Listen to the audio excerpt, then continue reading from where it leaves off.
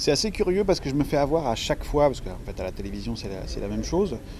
Vous écrivez un truc et puis vous le faites, et puis vous le tournez, et puis vous le montez, et puis vous le montrez. Mais en fait vous le montrez qu'à des gens qui ont lu le script. Vous le montrez qu'à votre équipe, à des gens qui sont au courant de ce qui se passe. Et en fait vous le montrez à un public qui n'a pas la surprise de ce qui se passe à l'écran. Et c'est très démoralisant. Ça peut être très démoralisant parce que vous les montrez déjà en petit comité, des fois ils sont 4, des fois ils sont 10, des fois sur un DVD, même sur un ordinateur de temps en temps, et c'est très déstabilisant parce qu'il n'y a pas de réaction. Et grâce à Dieu, il y a les avant-premières où, enfin, il y a des vrais gens qui ne savent rien de ce que vous avez fait, qui rentrent dans une salle et qui ont les réactions premières de ce que vous avez vous-même écrit en espérant des réactions 3 ans avant. Donc c'est salvateur parce que j'ai eu la chance de faire, au-delà d'aujourd'hui à Angoulême, une avant-première à Lyon, dans ma ville, et tout ça, etc.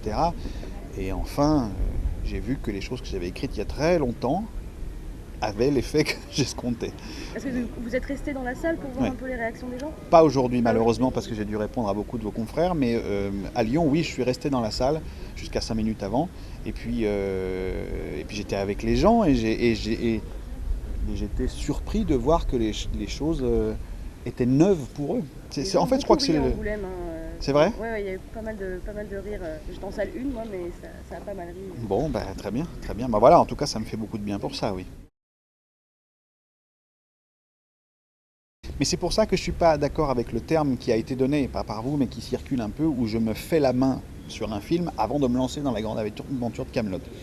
Kaamelott ne représente pas une grande difficulté pour moi. C'est un monde que je maîtrise maintenant, je sais ce qui s'y passe et surtout ce qui ne peut pas s'y passer. Donc, c'est pas me faire la main, c'était faire un film qui n'a pas d'héritage d'autre chose, qui ne vient pas au cinéma par les béquilles de la télévision, qui ne vient pas au cinéma pour dépeindre une série qui est devenue culte. Et une série culte, ça veut dire beaucoup de choses. C'est évidemment une grande chance que j'ai, mais c'est aussi un poids. Ça n'est pas neutre, c'est-à-dire qu'en fait, pour être tout à fait clair, un succès d'un film Kaamelott au cinéma ou un échec, je n'aurais pas pu le lire. J'aurais pas su ce que ça voulait dire. Est-ce que ça voulait dire que les gens ne voulaient pas le voir au cinéma, si jamais ça avait été un échec? Si ça marche, est-ce que c'est parce que j'ai fait un beau film ou est-ce que c'est parce que de toute façon Kaamelott ne peut que marcher? J'en aurais rien su. Non, je voulais faire un truc qui tranche avec Kaamelott. Peu de gens, peu d'acteurs, une histoire simple, que je voulais belle, j'espère qu'elle l'est, mais en tout cas simple, et avec peu de décors, et la priorité au jeu, et un face-à-face aussi. Je voulais me payer un face-à-face, très clairement. Et arriver surtout au cinéma vierge, sans rien derrière. Mais c'était pas me faire la main. Donc, la présence d'Isabelle Adjani représente effectivement un petit challenge, mais j'ai jamais dit que ce film devait être simple à faire. Il doit être simple dans sa nature, mais il peut être représenté des milliards de challenges, et il en a représenté. Ça s'est passé très étonnamment, absolument sans aucun heurt. Ça a été d'une fluidité incroyable. Ça a été. Je pense déjà que Isabelle et moi, nous partageons notre affection pour les tournages calmes. Et nous ne travaillons pas dans la douleur psychologique, nous ne travaillons pas dans le conflictuel. Je déteste ça sur les plateaux. Je suis quelqu'un de très calme. Isabelle est quelqu'un d'extrêmement calme sur un plateau très posé. Et pour donner naissance à cette petite flamme de jeu qu'on espère à chaque fois avoir, nous en tout cas, je pense parler pour elle, elle ne me contredira pas, on va la chercher dans la discrétion, la courtoisie même. On ne s'est jamais tutoyé avec Isabelle Adjani, jamais. Il y a un côté un peu british comme ça, des rapports, parce qu'on est pudique. Et qu'en fait le tournage a été à notre mesure, il a été silencieux, il a été discret. Et j'espère qu'il a été élégant.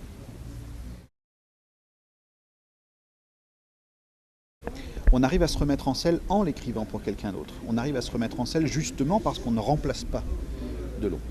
On ne fait pas de bricolage, on ne fait pas de bidouille, on ne remplace pas 3 mots pour que ça aille à je ne sais pas qui, à un autre très grand acteur que j'aurais pu engager, je ne sais pas moi, Trintignant. Ça ne m'allait pas. Ça ne m'allait pas parce que le fait de remplacer Delon, ça ne marchait pas. Ça ne me faisait pas envie. et j'ai pas envie de travailler sans envie. Donc le projet il est mort d'abord, il a été enterré. Il est resté dans un tiroir et ce n'est que par la possibilité de pouvoir aller un cran plus loin, parce que pour moi ce film aujourd'hui il est un cran plus loin que ce que j'avais écrit pour Delon. C'est à vraiment tout changer, le script évidemment s'en est trouvé métamorphosé de A à Z. Il fallait faire plus, il fallait contre-attaquer. Enfin en tout cas du point de vue de l'inventivité, il fallait avancer les pions. Et le rôle de Madame Hansen ou Monsieur Carlson avant, il y a un truc dont j'ai toujours été sûr, c'est qu'il devait être tenu par quelqu'un de très connu, voire même tenu par une vedette. Ça correspond au panache de ce personnage dans cette clinique, ça correspond à cette espèce de personnage qui, en même temps, est d'un grand panache et en même temps a des crises de grande détresse d'un seul coup. Je savais que ça devait être quelqu'un qui est au-delà de simplement d'être un acteur connu, au-dessus de ça, comme Isabelle est. C'est ce qu'on appelle une star, quoi, une vedette. Donc, il n'y en a pas 50 milliards, mais Isabelle Adjani me faisait probablement plus peur que Delon. Elle est plus impressionnante, Isabelle Adjani, que Delon. Elle a accepté tout de suite de tourner? Oui. Delon aussi avait accepté tout de suite. C'est pas l'accepter qui a accepté, c'est fastoche, vous dites oui. Delon a dit oui en 24 heures. Et pendant 8 mois. Donc, non, après, il faut venir sur le plateau quand on dit oui, ça c'est autre chose.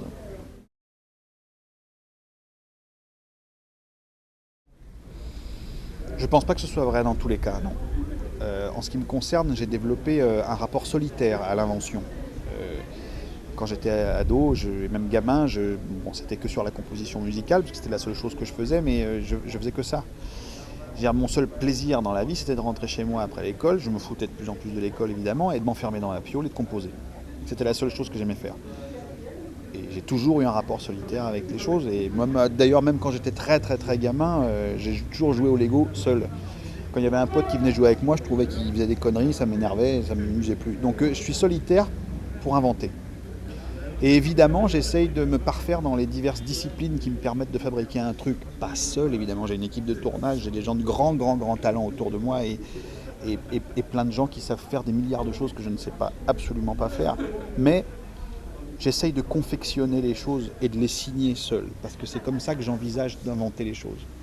C'est pas du tout un critère, ça ne marcherait pas pour tout le monde, c'est pas un truc que je recommande à n'importe qui, pas plus que je ne découragerais quelqu'un d'avoir envie de le faire, mais c'est mon caractère.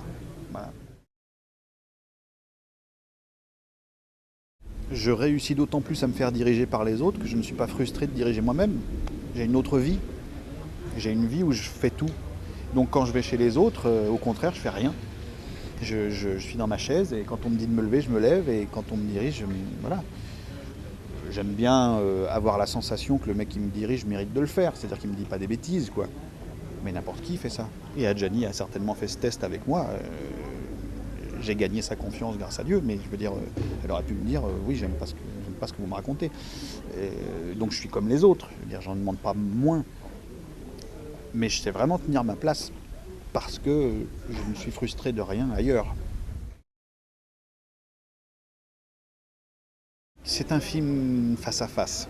Oui, voilà, il y a un peu ça. On va pas se mentir, et les gens qui jouent avec nous, que ce soit les deux second rôle, mais quand même très présent, que sont le rôle d'Hugo et Clémence. Effectivement, ils sont un peu en contrepoint, mais tous les seconds rôles sont importants dans tous les films, et on le sait. Mais ce film ne s'est jamais caché d'être un face-à-face. Il n'y a qu'à voir l'affiche, voilà, c'est ça, c'est le but du jeu. Et je n'ai jamais entendu dire que... évidemment, Isabelle impressionne sur un plateau. Mais c'est bien, pour ces rôles-là, d'être impressionné par Madame Hansen. Ça nourrit totalement leur personnage. C'est pas comme si un personnage avait dû jouer la fille d'Isabelle ou son mec. Il aurait fallu créer une intimité. Il aurait fallu fabriquer une tendresse il aurait fallu passer la timidité. Mais la timidité vis-à-vis d'Isabelle, du point de vue des seconds rôles, elle était parfaite, et même la mienne. Ça nourrit le truc, quoi. Je n'ai aucune idée de savoir pour quand c'est. D'ailleurs, je pense que la bonne question, et il faudrait que vous le disiez aux fans, c'est pas quand, on s'en fout de quand. Tout ce que je peux dire, c'est qu'il est là, il arrive, et que j'espère qu'il sera bien, et qu'il y a Kaamelott Résistance aussi, qui sera peut-être à la télévision, mais qui sera en tout cas en bouquin, qu'il y a les bandes dessinées qui continuent, que le long métrage se profile, qu'il y en a toujours 3 en route, et que l'idée, et que la saga se déroule toujours dans ma tête comme il y a des années quand je l'ai imaginé, et que Madame Hansen n'est pas un retard.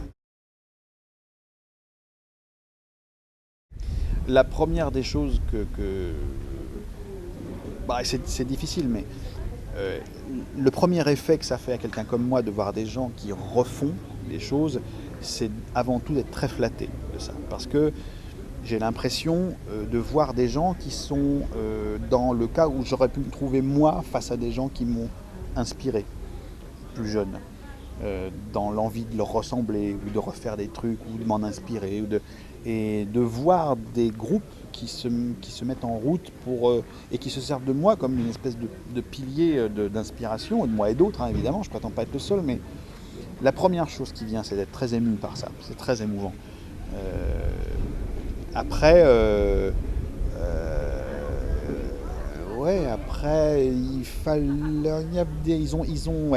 il y a des répliques qui sortaient moins bien que d'autres. Ah, il aurait fallu que je sois là. Des fois, il fallait les tripoter, les tourner autrement. Enfin bon.